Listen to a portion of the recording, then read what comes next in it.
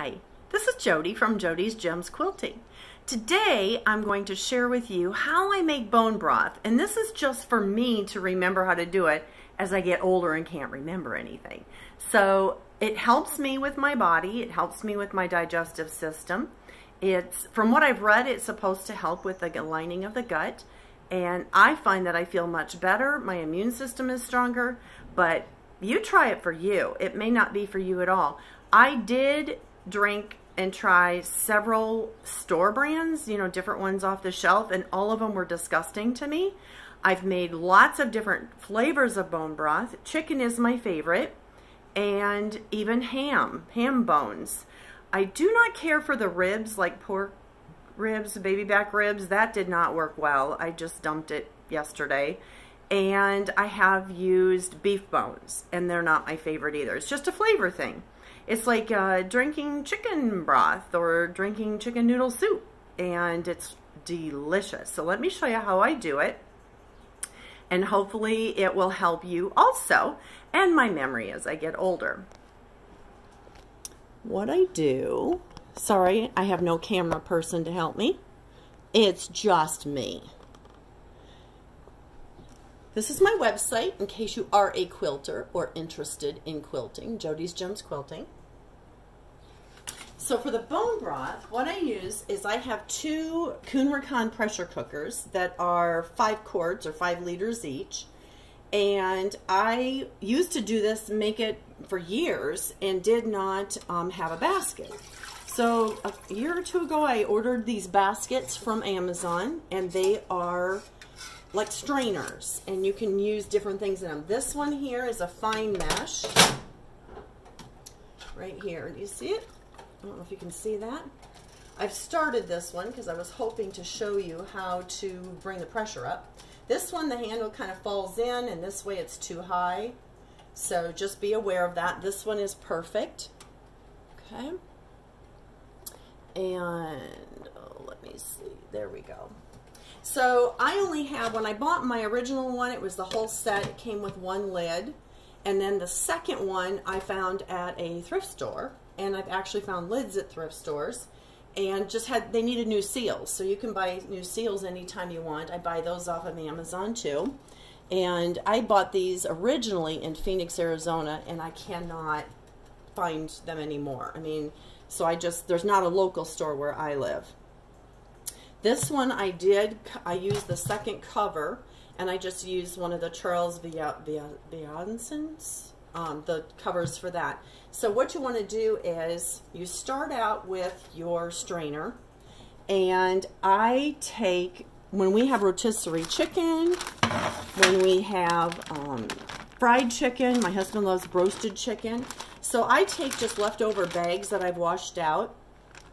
I throw the chicken bones in them after we're done having our dinner, or if I just buy a chicken and debone it, and then I just take the carcass of it, all the bones, fried chicken bones. I do label them chicken rotisserie or chicken fried, either one. I like the flavor of both of them, and I throw them in there. So I put in my pot the equivalent of bones from 2 chickens, 2 whole chickens, or a fried like 8-piece chicken. And this one is still frozen. Sometimes I take them out the day before, but that way I can just throw the bag in the trash. I am a huge Tupperware person, have been forever, but some things are just not worth washing. The other thing I do is I take celery, and when my celery starts going bad, or I cut the tops off of the celery, I just put them in a bag, another disposable bag, something that I've washed out and recycled and reused. And then this also is ready to throw away. So I freeze those also, and until I go to make bone broth. So I will keep the freezer. I'll have several bags of bones in there. I'll have several bags of celery in there. Onions, if the onions are starting to go bad, I will throw those in, chop them up and put them into the freezer. So what I do is I just chunk them or take them. I'll even do shred, if I have them finely shredded for soups and things. If I'm needing that, I can. You can use dried also, the dried flakes. That will work. So I put in carrots, celery, and I take 1 carrot, just cut it into pieces, and disperse it. So it's basically like making chicken broth. You know, it's nothing different. The difference is that you are cooking it longer, and it is supposed to pull out the collagen and everything out of the bones. I have no idea. All I know is that it tastes delicious, and it works for me. I put in dried or fresh. I haven't had fresh. It's summertime right now. And I have fresh oregano. I use rosemary. I love rosemary, oregano, and thyme. Those are probably my top favorite. But you can put in any seasonings that you want to. I've got, and I don't worry about the stems. Sometimes I just throw the whole stems in, everything, because this all comes out at the end. So what you do is you cover it with filtered water. Oops, a little bit of salt and pepper, sorry.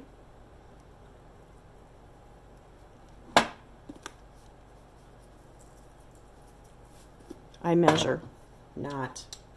This is the one thing, that apple cider vinegar is supposed to help draw out the collagen and the different, I don't know, whatever's in the bones.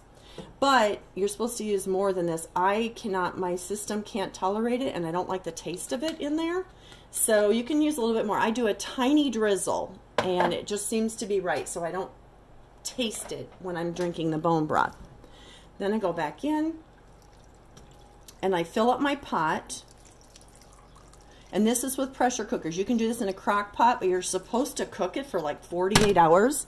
I did that one time. I was like, I can't do this. I couldn't sleep knowing there's a crock pot on. My crock pot's really old, and I was just afraid that it would burn the house down. And I use my crock pots a lot. Now I've replaced it with new ones. But anyway, so you put it on, and I put it, fill it up with filtered water to about 1.5 inches to the rim. Inch and a half. Turn it on high. Now this one I've started, and it will all of a sudden go from nothing to boiling over. So be really careful. Don't leave the kitchen. Make sure that you're staying close by. Let me get rid of that shine. The sun's coming through. There we go. Sun's coming through. Nice and strong. Is this better? I think so. So once that comes up to pressure, or comes and it gets to boiling, then you're going to take your lid, and I have lost my discs on here, and I discovered they serve no purpose. It just so it looks pretty. So when they break, or they have little plastic, I don't know, some kind of clip on it, when it broke, both of them have done that. Instead of replacing them for 20 bucks or something, I just don't worry about it. And if your pressure cooker is not working, I know they have the new Instant Pots, but this is one of your, one of the seals right here. Oops, can you see it? Right there. And then this is the other seal. So if your pressure cooker's not working, just replace those. And I usually buy them on Amazon, and I try to buy them ahead just in case they're out of stock when I need them. And I have several of them. So anyway, that will come up. This will get put on. I'm going to actually do it now because it's close. There's a little arrow here, and it goes right on the handle, and then you just lock it into place. It will not come off. This will start coming up, and oh, it's starting. So it's starting to build pressure now. I wanted to show you on there. Oh, let me bring that up a little bit. So this right here, the button, can you hear it? Oh, I dropped it.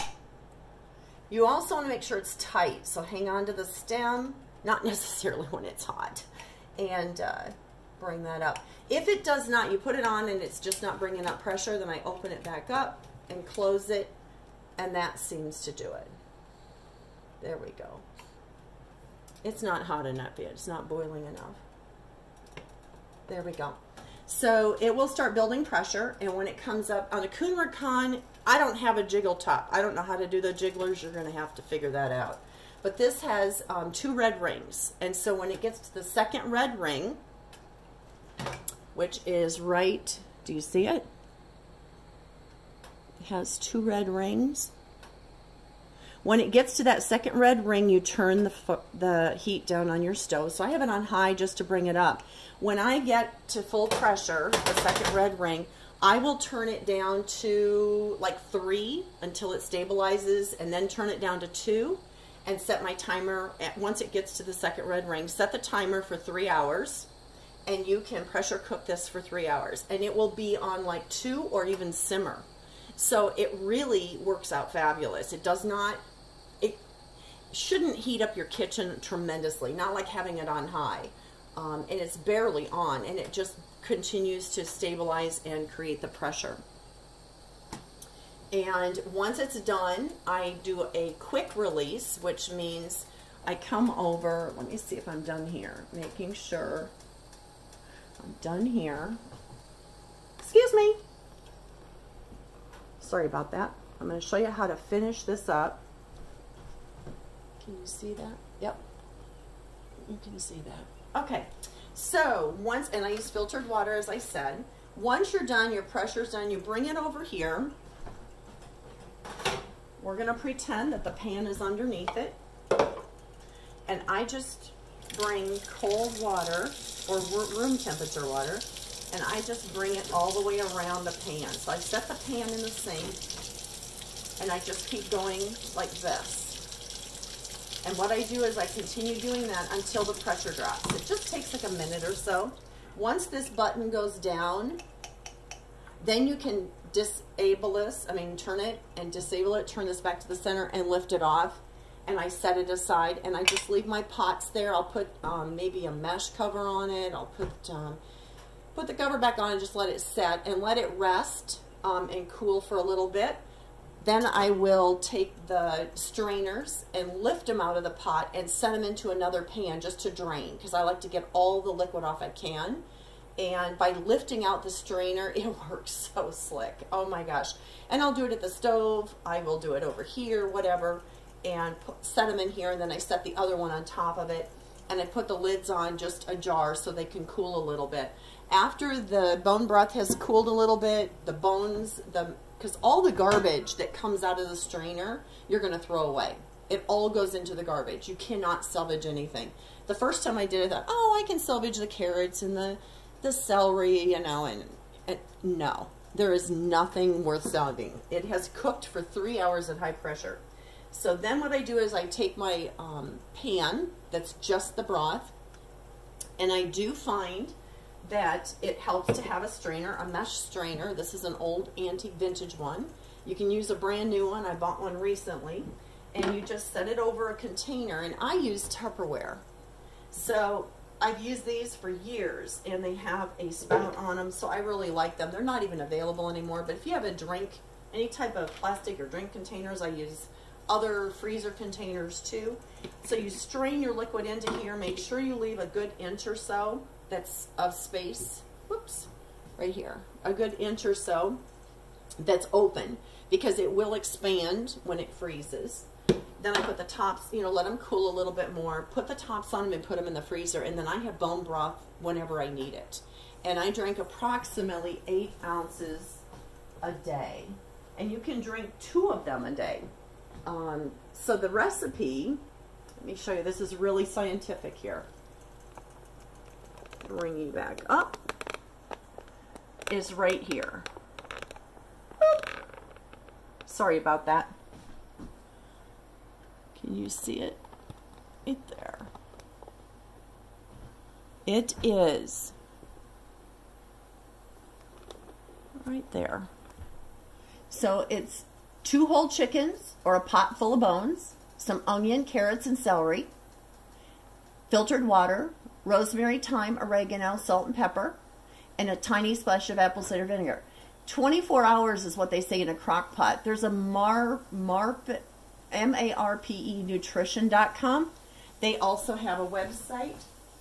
See, I'm ready to turn down now. So it is, they say you can also add lemon, you can add parsley, rosemary, salt, pepper, a tiny bit of ginger, and again, the Bragg's or liquid aminos if you want to. I don't care for any of those things in there. And like I said, the pressure cooker is 3 hours, so that worked really good for me. I think that 24 hours came from MARPE Nutrition. But anyway, hopefully this will help you, and it will remind me of how to do this also. Have a great day. God's blessings to you.